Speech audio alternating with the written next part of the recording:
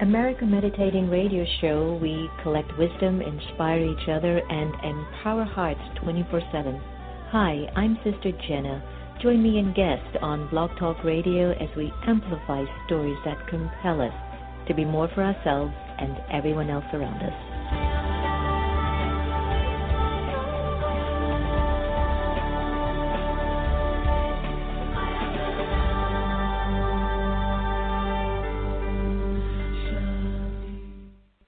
Do you like to meditate? Have you tried to meditate? Have you struggled with meditation?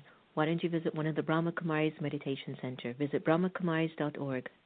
Blaylock Dialysis Center is a convenient state-of-the-art dialysis center in the Houston area, run by Dr. Panakin Patel. Relax in a comfortable environment while receiving quality care. Serving adults 18 to geriatrics, we are here to help you. Call 713-463-6611 for more information, or visit us at our website at www.blaylockdialysiscenter.com. Blaylock Dialysis Center, where helping you get well is our priority. The Azar Foundation for Children of the World is an organization aimed to support women and children in need across the globe. We believe in empowering lives, strengthening minds, and providing programs that enrich health and education. The Azar Foundation was founded in 2003 and has been serving the world ever since. Visit us at our website at www.azar4children.org. That's www.azar4children.org to find out more information about our endeavors and join our mailing list. Remember, the smile and the cry of a child doesn't have any language. The Azar Foundation. Hello, everyone, and welcome to America Meditating Radio. I'm your host, Sister Jenna, and I want to give a big shout-out to Shaheen Muffy from the Azar Foundation that's doing incredible work for orphans around the world. She was also doing some work for Syrian refugees. So for those of us who really believe a lot in charity and the desire to keep being of aid to each other, it's really vital that we continue to be kind, be generous, and be as conscious-minded as we possibly can. Now more than ever, we're being called to love at a level I don't think that we are used to. Maybe mothers are accustomed to it, having teenagers. You know what that feels like. Well, the whole world is being invited to embody the quality of a mother so that we can love despite whatever are the differences that are happening around us and maybe in us more than anything else in us. Stay tuned. We're going to have the incredible Mastin Kipp. And what Mastin doesn't know, I swear to you, and I'm not making this up, I dreamt about Mastin last night, and I had no idea that the producers were going to be having him on the air today. So stay tuned if you want to hear a little bit about what daily love is all about. Before we get Mastin on the air, why don't we do what we do best? Gosh, America, let's just let go of all the stuff that's surrounding us, because if we're going to survive ourselves, survive maybe leadership that we're challenged to understand what it all means, to survive a future for our children to walk into, we're going to have to need to let go of these emotions. The Women's March, a global expression of what it's like to nurture and to have a voice of the people, basically say, we would like to come to the table. We would like to have a conversation about issues that matter to us because it's our lives. Without us, there is no such thing as leadership, a government, a kingdom, a rulership. And so they spoke out. And just recently, I was told that President Trump signed an anti-abortion bill.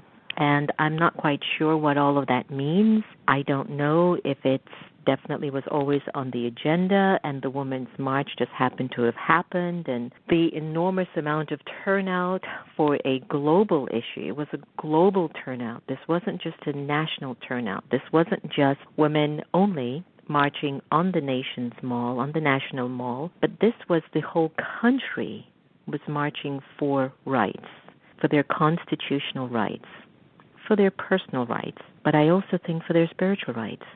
And then there's an anti-abortion bill that's passed. So please contact your state representatives, your House representatives. Let them know what you're thinking and feeling. You've got to go online and find the phone number, the email, and Send them a note about what matters to you.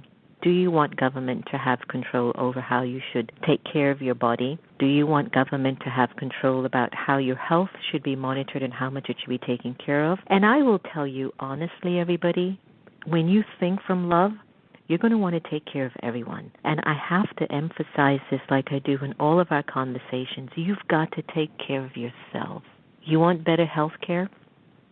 Exercise, eat well, think well. You want better education? Buckle down a little bit more in the books. You want to be able to have the freedom to share and express yourself? Do so, but try to do it as peacefully as possible so that the minds of those that might be ridden with a lot of confusion or a lack of clarity can hear your calm and peaceful, clear conviction that I believe in love and I believe in a sustainable future where we can all understand and manage ourselves better. Take a deep breath, my friends.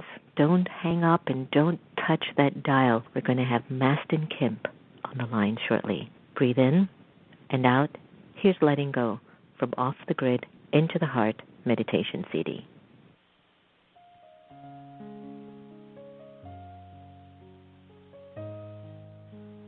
Om Shanti. The time that we choose to be aware doesn't necessarily require me to just sit and meditate. But even while I walk and move around, I can be in a meditative awareness, which is awareness of the soul, the original, eternal, imperishable being of light. For a little while, I'd like to invite you to be present, to be here, and to be now. Allow your mind to settle in the moment, to relax.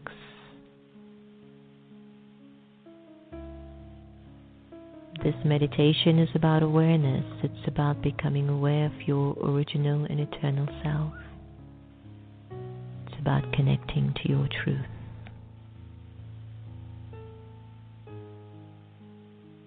Let go of your name.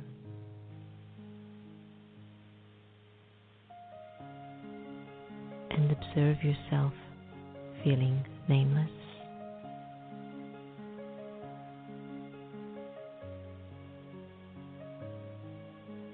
Let go of your gender to discontinue thinking you're a man or a woman. Let it go and observe how you would feel walking around without a gender. Let go of the role that you play and let go of the titles that you own. Observe how you're feeling as you are gradually letting go.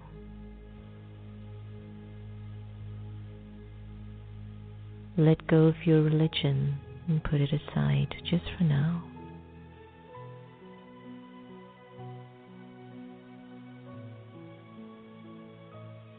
And let go of your nationality and even the language that you're accustomed to.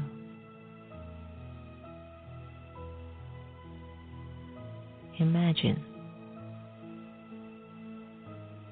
you have no name, gender, role, title, religion, nationality, or even a language.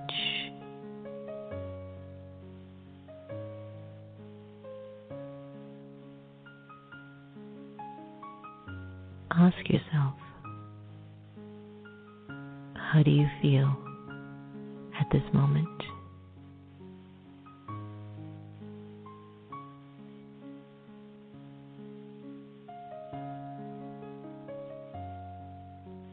And in this feeling, who would think of you? And who would you think of?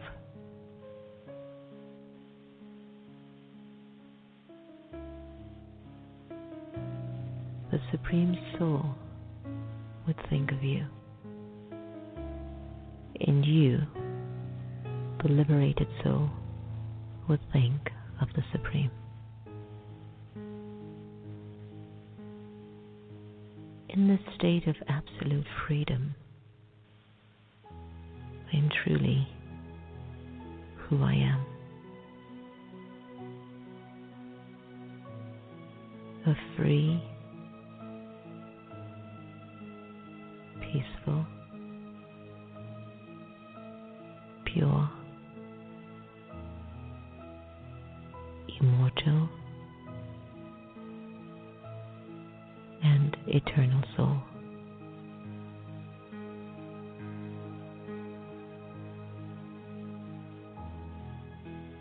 Allow yourself to just be absorbed in this awareness.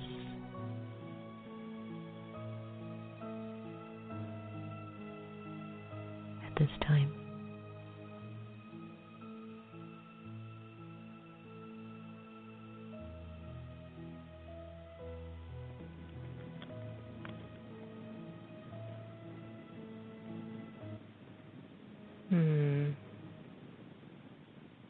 Welcome back, everyone, and Om Shanti to that, right?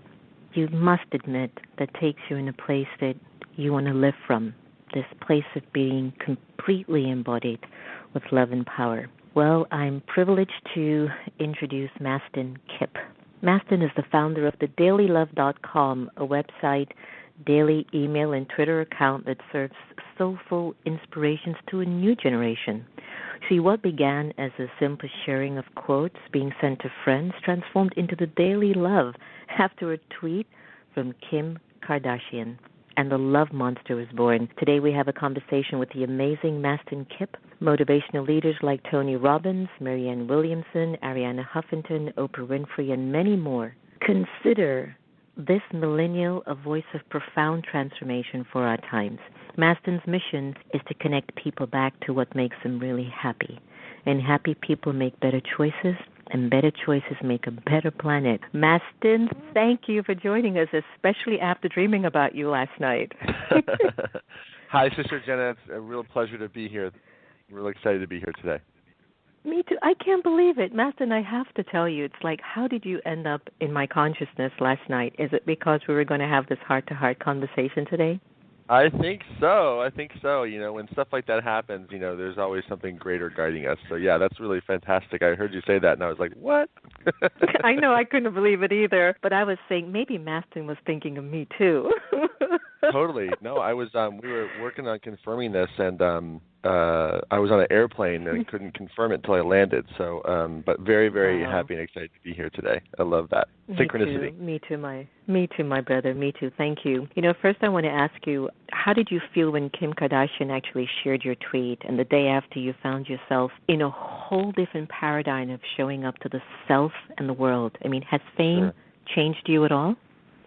Well, there's a couple parts to that question. So let me first talk about how I felt. So at the time, I was couch surfing, and I was living in an 8x8 pool house, and very much uncertain as to whether this crazy idea was the right idea, because I had left my corporate job and had decided that I'm basically unemployable and I'm never going back, and I'm going to go all in on the blog that I had started at the time, The Daily Love. And so when that happened, you know, it was a real, it was a confirmation, and I was really grateful because I was really doubting whether I should continue or not.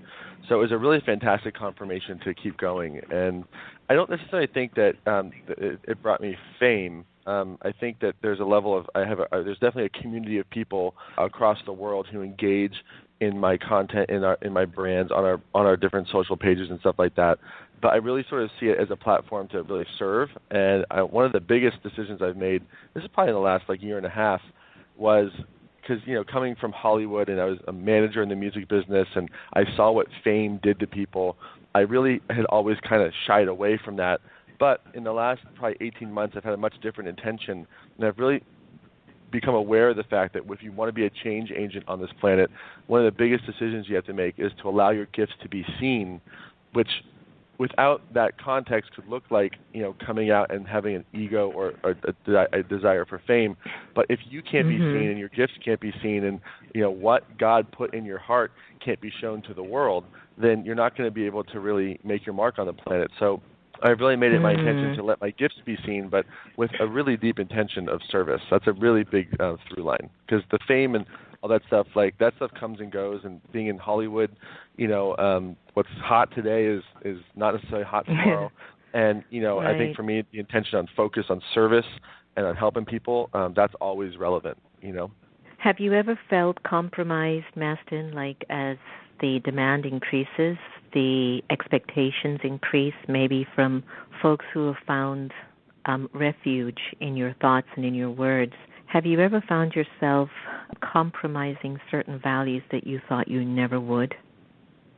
I wouldn't say it that way, but what I would say is I would find myself compromising in ways I never thought about. I love that. I guess what I mean by that is, especially what we're doing, what you're doing, what I'm doing, there's a level of business to it. And people call me an entrepreneur, and that's not entirely accurate, because entrepreneurs, what we do, a pure entrepreneur identifies a problem and builds systems and a structure around solving that problem, and then sells that thing and starts something else. That's a pure entrepreneur. I think entrepreneurial, meaning that we have to start a business because that's how we get our art and our work and our message out. But my guess is you're like me, where this is your mission, who you're going to be the rest of your life. This is what you want to be doing to your dying breath. And so that's not really being an entrepreneur. So in the early days of starting this business, you got to scramble to, get clients, to make ends meet, to pay the rent, to, I couch surf for 2 years, to put food in your mouth. And I think that as I've matured and the business has matured, we've been really mindful of being really specific about who we want to serve, because, without a level of discernment of who we work with, my intention is to work with clients that energize me just as much as I energize them. So it's not so much about their financial well-being as it is their desire to change, to grow, to listen, to absorb the information, to apply it, to not have it just be momentary inspiration, but to people who are really dedicated to lifestyle. So I think probably the biggest lesson I've had has been compromising, or not even knowing that I'm compromising, working with certain people simply because I was afraid of the, not being able to have enough money for the rent, and recognizing that the more clear I get on who I want to work with and who I want to serve and how that makes me feel, that actually the universe or God really kind of clears out and brings in incredible folks. But it's faith in action. So I've definitely been guilty of in the past, unknowingly or unconsciously, just deciding to work with anyone and everyone, and that has definitely caused me to say the least. Some concerns. Yes. It's funny, I was on a plane, we were heading to Oprah, and myself and Panache were having this heart-to-heart conversation about sometimes the economical struggle of transformational leaders in terms of their message and how challenging it can be to be playing a part of a narrative to help inspire and empower people. I mean, we ourselves witnessed what Oprah went through when she left her talk show and started OWN, the incredible uphill battle it was to try to make people believe in their purpose and believe in their own stories. And I remembered how Panache was so surprised. I said, well, for me it's different. I've lived such a simplistic life, and I'm surrounded by such a large unit of female energy, the Brahma Kumaris. And our biggest concern has always been that spiritual foundation will bring the abundance. And even though, it's not like a major thing, there are times that you have to still get down to the nook and cranny of things and go, we've got to make sure we take care of these responsibilities. And I think it teaches us how to integrate and combine the inner and the outer. And I think perhaps one of the best things for us to understand is that poverty is a sin, abundance isn't. And I think a lot of people that come into spirituality think they have to keep letting go so much of themselves that they're zero. And I keep trying to say, no, it's your spirituality that should be expanding everything. And I don't necessarily mean 1 million volunteers or 1 million likes, but just good people around you is your proof that you're doing well. Yes. Would you agree?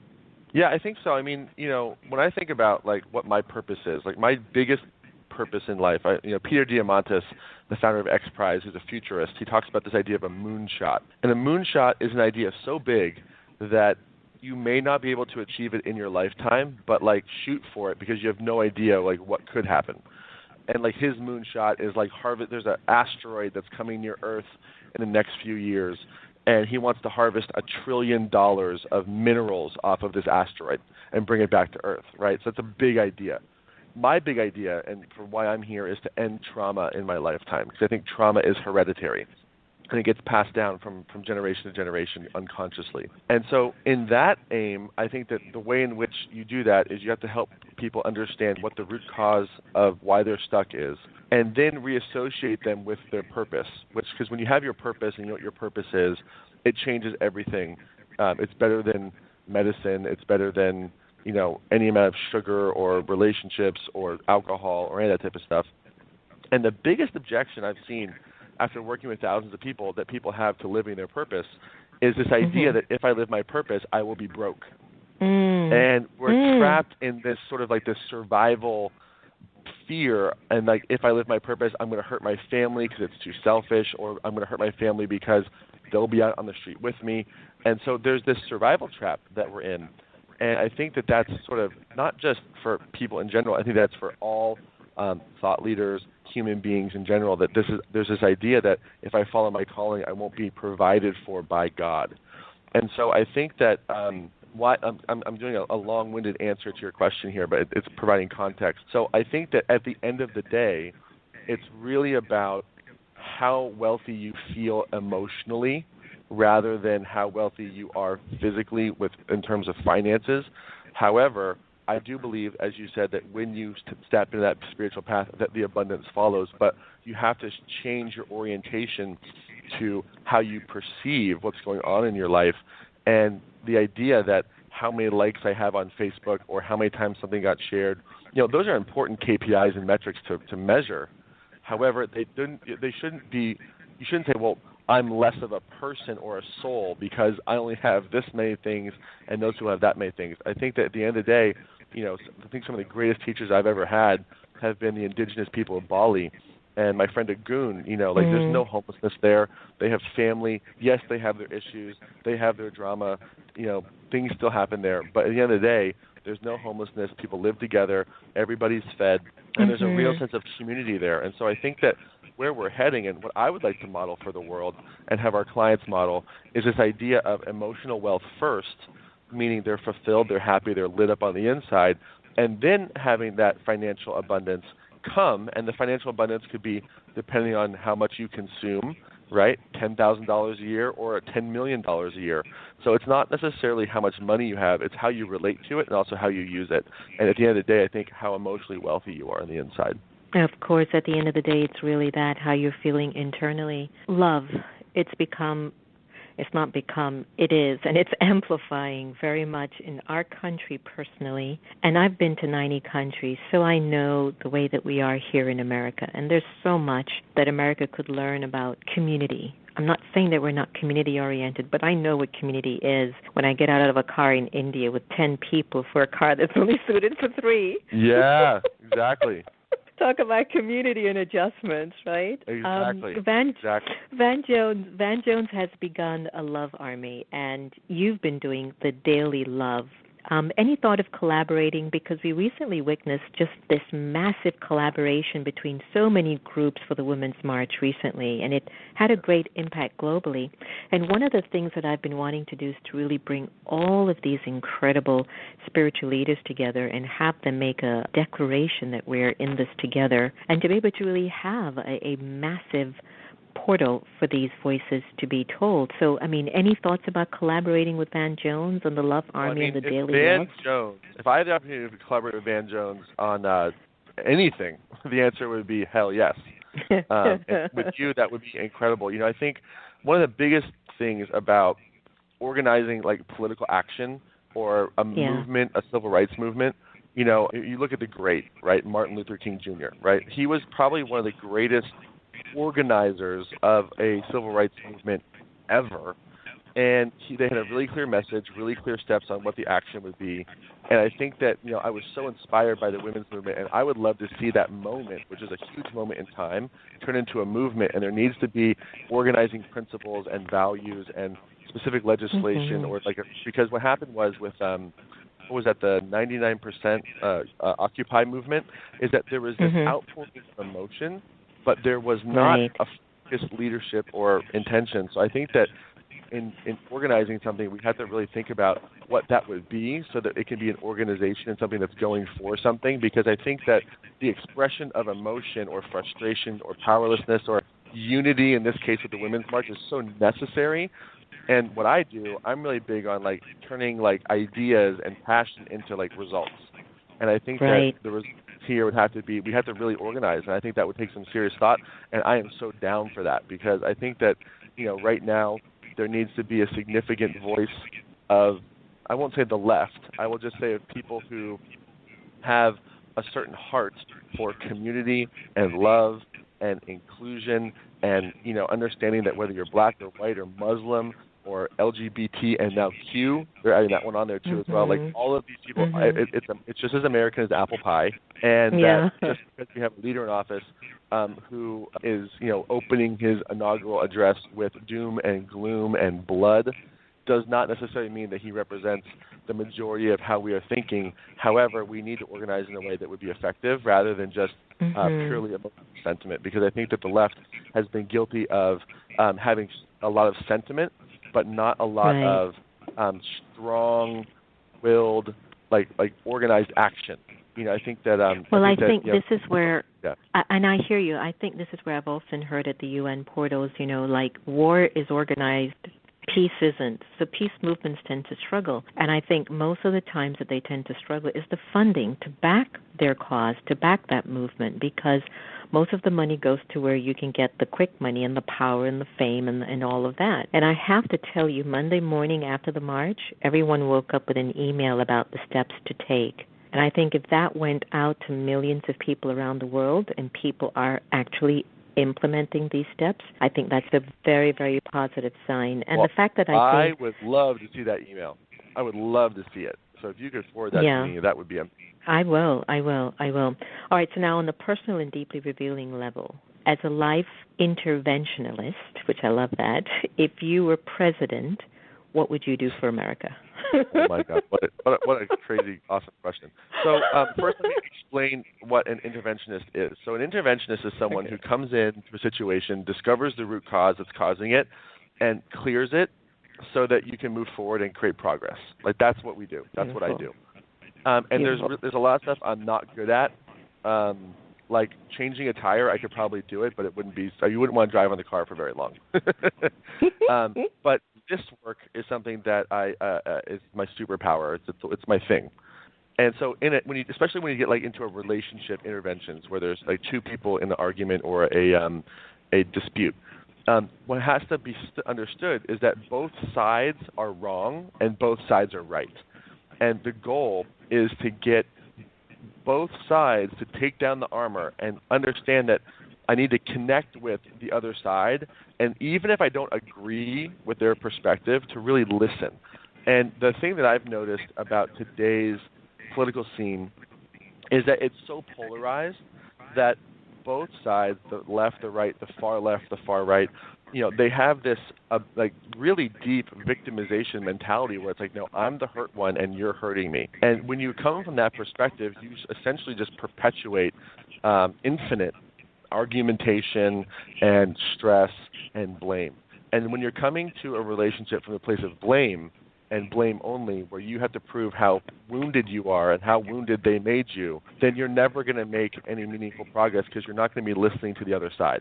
So if I were president today, what I would have done is, I think it would have been such an incredible move for President Trump to do this, is to go to the Women's March and to speak and to say that I see you and I hear you and this is inspiring, and to really take a moment to get outside of his own paradigm and dogma and desire to start strong and really listen. Because the thing is, without listening to people and really helping people feel heard, what's going to happen is this resistance movement is going to snowball into something far more powerful than what we're seeing today. And I like to take things in really big and make them really simplistic, right? So I want you to imagine for a second a relationship with a masculine partner and a feminine partner, right? And in any relationship, this can be male-female, male-male, female-female, it doesn't matter. But in any relationship, there's always these arguments, right? And usually it goes something like this. The masculine partner feels criticized, and the feminine partner feels unsafe. That's kind of how it goes. And what happens is we get into these arguments where we argue about details that have nothing to do with the real issue, right? Like, well, you said this, no, you said that, no, you said this, no, you said that. And what both sides are really looking for is the recognition of, like, hey, I see you and I hear you, and what you're saying to me matters. And so when you take on the most powerful office in the land, all of a sudden you have transcended your political party, and you certainly have transcended your campaign rhetoric, and your job and your duty now is to let all Americans know that they are seen and that they are heard, versus stoking the fire. And so what I would do is I would make a really conceited effort to come off as and really be intentional around someone who is listening, who is hearing, who is reflecting what they're saying, even if I don't fully agree with it, and to probably have a roundtable with the leaders in that space to really unite America. And unfortunately, what's happening today is, and this is not a political issue, it's a level of consciousness issue. What's happening with our current administration is that they are currently stoking the fire of resistance and doubling down on this righteous need to be significant and to be right. And unfortunately, you know, for them, we live in a day and age of transparent internet connection and community connectivity. The propaganda and the lying and all that stuff, like, there's no way that they're going to be able to get away with that, like maybe former administrations who have tried to do this have. Like, the propaganda doesn't work. So I would be really keen on, helping folks recognize, and also people on the right, letting them know, like, I see you and I hear you, and create a conversation and a dialogue where we take it out of this macro conversation about who's right and wrong and really personalize it and get to know, Jane from the left and John from the right, and really make it a personal story rather than a statistic, because on both sides, people are not feeling heard right now. So you as a leader, you've got to make it your priority to help as many people as possible feel heard, and that will calm tensions and also allow him to, have a productive administration. That's so beautiful, Mastin, and spoken like a true millennial, because I know that on the White House website, the comment lines have been taken off. And in, I think, a recent appointee member for, I think, energy or something, some decision was made. I'm going to be totally off, but it was told not to speak to the public. So how do you engage in a let's just you're present for a day, okay?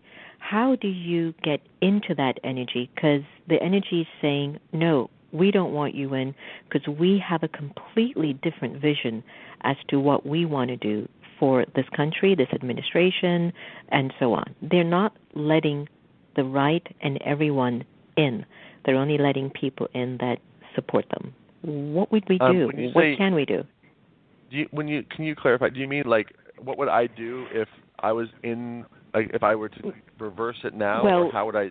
No, my first question that you answered was great. If you were president, this is what you would do. Now, my second question, I needed to be clear. You're on the other side now, and the leadership has basically closed a lot of doors from you to access it, to be able to collaborate. Any thoughts that you would have that would help to open that door of trust and dialogue? Because the White House website comment things are down. A lot of people are not getting access. The media is not getting much access as to what the administration is doing. So then the people don't know, except for whatever social media rhetoric is going out there. That's the only way that people have access, and that's one-sided. Yes. Any thoughts coming from your point of view? How can we open up that gate of trust and dialogue? A couple things. It depends on how. So this kind of reminds me a little bit of like trying to get an addict to be sober, right? It's like you're basically asking me, like, how do you make someone do something they don't want to do, right? So there's a couple different ways. First, I really do think that from the media's perspective, because when I look at a situation, I look at it without emotion, and I take my political affinity away, and I look at what's going on for real, right? And the facts are really obvious. On one hand, there's blatant lies happening from the administration that's been well documented and covered, so I won't speak to that. However, I do believe that like the example of the reporter who's in the White House, in the Oval Office, and tweeting about the Martin Luther King bust being removed. I do believe that it would be appropriate because one of the biggest ways to end an argument is to go, you know what, you're right. So if the media were to say, you know what, President Trump, look, we have had some misses here, and we're going to own that. I think that would go a really long way, because it still gets into this blame cycle, because you can't generalize and say everything someone does is always bad always, right? Like, that's just not how human beings are. It's just not how it works. Mm-hmm. And we do, in any disagreement, have our side to it. So now, look, the campaign rhetoric and everything that has been said by President Trump, formerly candidate Trump, has been extremely divisive and very polarizing. I think that's how you get through in a fractured media landscape. And unfortunately, it's continuing to go forward in that direction. So the first thing I would do is I would say, if I were CNN or any of these other networks, I would say, you know what, we fucked up. Pardon my language. We messed up. Messed up. That's okay. You're young. We messed up. And, this is something that we won't do again, right?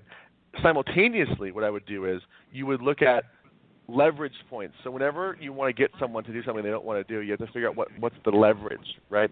And one of the biggest leverage points that we have as a culture and as a media is the reaction to these crazy things that he does. And I think it would just be stopping the reaction, because I think that it's clear that this administration enjoys attention, and the less attention that we can give them for bad behavior, I think the better, and really reporting on the facts. So we have to disengage from the reactionary tone that we've taken to reporting on this process, and really own our side to it, and then from our perspective, not engage in that reactionary pause anymore, because the fact that people are shocked by this man doing anything is shocking to me, because that's his modus operandi.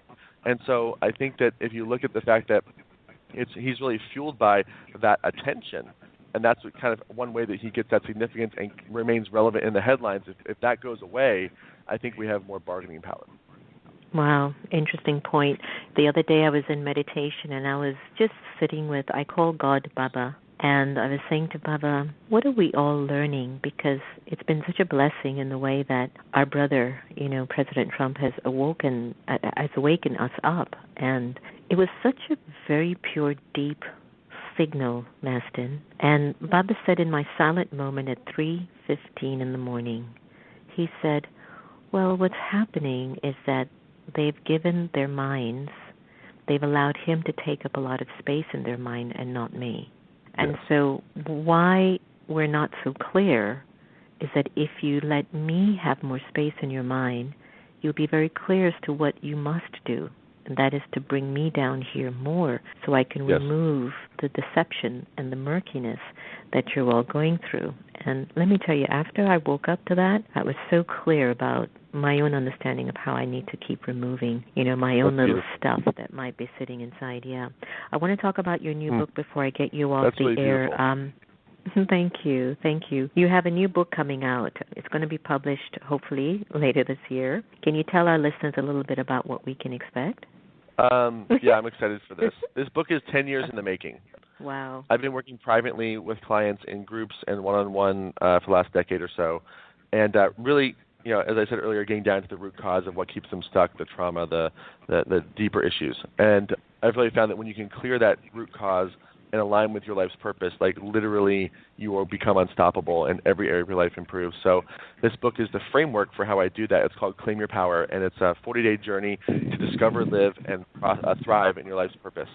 And it's a really unique book because we really help you get clear on the root cause of why you're stuck, and then we help you move forward, because I've seen a lot of folks who take 2 steps forward and 3 steps back over and over and over again in the direction of creating their dreams. And I've asked myself, why is that? And so after working with thousands of people over the past decade or so, really gotten clear on why that is. And so this book is a guidebook, and I call it a map from the trenches, because I've been in the trenches with people who have gone through some of the worst things in the world and really just seen how they've overcome it. And so I think that this will be a really great contribution to anybody who's really looking to make a mark and to live their purpose and to stop stopping themselves and get out of their own way. It's going to be a really, I'm excited for it. Well, good luck for that, because I think it'll be timely. Any events coming up for you, talks on the way for Mastin? No, I'm kind of hunkering down until our book launch in the fall. So I'm just, kind of hunkering down. I'm going to be on probably a 30, 40 city tour, which will be a big expenditure of energy. So nothing until then, really. Well, please put D.C. on your map, and we'll be happy to host you at the Meditation Museum. Don't you forget. Oh, my goodness. I would love that. By the way, I always want to tell you this. That time that we spent together in California during the Belief screening, we got probably 10 phone calls to our room for my girlfriend, Jenna, and they were all asking for you. I was like, why? Who calls her? I didn't know about you just yet. And I was like, why is everyone calling you Sister Jenna? And why do they want to meet with you? I've never met any of these people. Who are these people that you're holding back from? It's really funny. Now you know we've got some karmic link somewhere. No, it's so good. It's so good. Oh, that's crazy. Wow. It reminds me of Marianne Williamson, who's hosting her Sister Giant coming up in February, and I was just with her a few days ago at Unity, and she came in the room. We were behind stage. She goes, I think about you all the time because every time Sister Giant comes up, so does Sister Jenna, and I just start laughing, and I said, I love it. Anyway, Mastin, it's been amazing, just lovely having this conversation with you, and I could only continue to wish you just always the best in life, and please, let's stay in touch and keep doing wonders. I would love that. Thank you so much for having me, and I will see you in D.C. There you go. Take care, Mastin. Bye-bye. All right. Bye. There's just nothing like the voices. I only speak from the voice of my antiquity, but these voices of energy, looking at both sides of the spectrum, being progressive, moving forward. Mastin shared a lot with so much with us today, and for me, it all boils down to respect yourself, love yourself, maintain courage, because as he says, his mission is to connect people back to what makes them happy, because happy people will make better choices, and better choices will make for a better planet. Thank you so much for joining us, everyone. Don't forget to look up Sister Giant, the big conference that's coming up. I think that's February 2nd to the 4th, I believe. So please go to the website and find out what they're doing there. And also feel free to stop by the Meditation Museum if you happen to be in the nation's capital. We're going to be launching our Letting Go meditation CD very soon as our gift to humanity. Find a way in how we can center ourselves and really have a place for us to come from a more stronger perspective. So please look out for that. I'm going to end today's conversation with a song that means a lot to me, and it's by Kristen Hoffman. It's called Between the Veils. Listen to these words. I find them quite meaningful. Remember, everyone, no one can take away your happiness unless you give them permission, and we are here to love each other the same. Take care of yourselves. Om Shanti.